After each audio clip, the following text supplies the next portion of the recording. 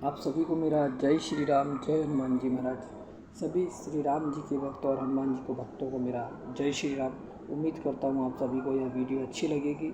मैं बात करना चाहता हूँ उन सभी भक्तों का जो बाबा हनुमान जी की भक्ति और प्रभु श्री राम जी की भक्ति कर रहे होंगे।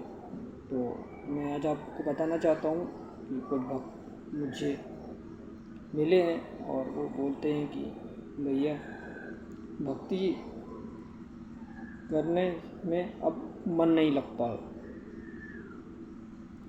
भैया जब आप अपने आप को बदलने की कोशिश करेंगे तो आपका जो मन है वह बिल्कुल ही चाहेगा नहीं कि आप अच्छे और नेक विचार वाले बने, आप अच्छे सत्कर्म करें।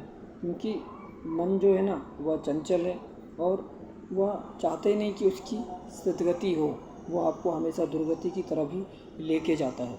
आप किसी भी का भी मन आप ले लीजिए, कोई भी व्यक्तियां हैं, वो उनकी जो इंद्रियां हैं वह कभी नहीं चाहेगी कि आप लहसुन प्याज का त्याग कर दें। ये तो फिर आप काम वासना को कंट्रोल कर लें और इधर उधर जो आप घूमना घामना जो करते हैं और आप फिल्में देखने जाते हैं, फिर यहाँ वहाँ घूमने जाते हैं। तो इस प्रकार में जो मन की जो इंद्रियां हैं वह कंट्रोल में आपके इतनी जल्दी आएगी नहीं। आप सच्चा जब आप भक्त बनेंगे ना तो इस प्रकार की उलझनों में आप पड़े ही रहेंगे। क्योंकि आपकी जो मन की जो इंद्रियां हैं वह चाहती नहीं कि आप अच्छा कर्म करें, सत्कर्म करें।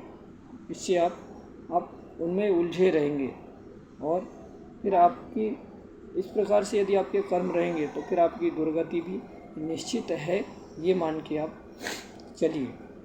सच्चा कर्म, नेक कर्म, उच्च विचार आपके माइंड में यदि नहीं आएंगे तो आप निश्चित मान के चलिए कि आपकी दुर्गति ही होगी।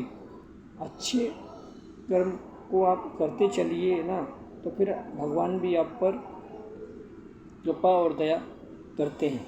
मैं ये नहीं कहूँगा कि आप एक दिन या 2 दिन या महीने भर में आप पूजा पाठ करेंगे तो भगवान की कृपा आप पर होने लगेगी।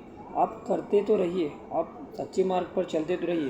अब जो सच्चे मार्ग पर चलते हैं, आप देखो आप अभी आप गलत कार्य कर रहे होंगे और अच्छे मार्ग पर आप चलेंगे तो आपको भी उलझने आएंगी। मैं स्वयं मेरा भी वही हाल रहा है जैसे आप सबका भी होगा, मुझे ऐसा उम्मीद है।